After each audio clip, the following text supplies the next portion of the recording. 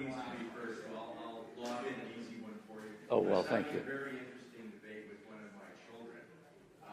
He had a high school project about politics, and there was this concept of left versus right, and where different ideas and parties sit on that. And when you mentioned fascism in your talk, the teacher had fascism at the far right, and socialism and communism at the far left. Yeah.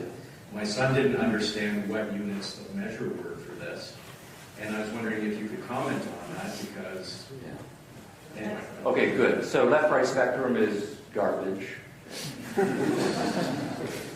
So the way that they're used now is more or less accidental packagings of people. So there's this package, so in the United States you're a liberal or you're conservative. There's not necessarily any internal coherency between all of the elements right of the package, and we just call them left and right for various reasons. And the pretense then is that it's just a kind of one dimension, right, along which we can measure, and that's exactly right the problem. So when you start to flesh things out, right, we do know there are tribalisms, and there are feudalisms, and there are fascisms, and there are socialisms, and there are libertarianisms and classical liberalisms and so forth. There's no way to put them all on one spectrum, right, from left to right. So I'm actually surprised that your son is still getting that, because I can remember having the exact same question, right, when I was a freshman in university. So the idea was that, Hitler is at the far right, and Stalin is at the far left. And so then I don't know where do you put to Thomas Jefferson, right? Is he like a compromise, right, between Hitler and it's like, so if we're supposed to say on this, it doesn't make any sense, right? Or if you kick it up to the theoreticians, right? So we've got Giovanni Gentili, right, one of the philosophers of fascism, right? And then we've got Karl Marx. Well, where do you put John Stuart Mill? It's not that he's borrowing this from the communists and this from the fascists, right, in some sort of packaging. So it's inappropriate.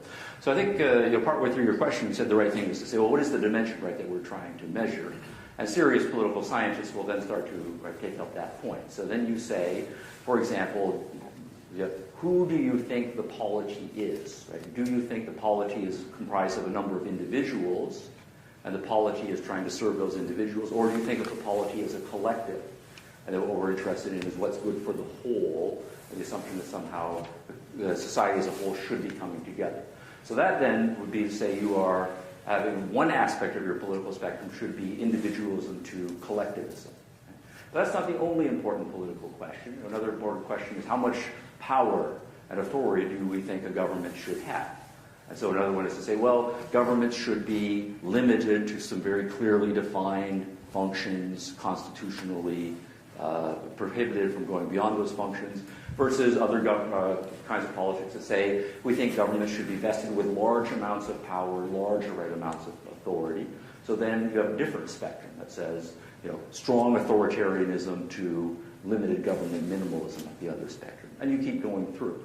And so what you will then end up with is a multi-dimensional analysis. And when I've done this in my semi-professional way, I think there are 5 important dimensions here. And you can't just say it's left and right. It's fine to say, I have defined this dimension. This is what we are measuring. And you can then metaphorically say, I'm on the left or the right here. But that has to come after some very serious work.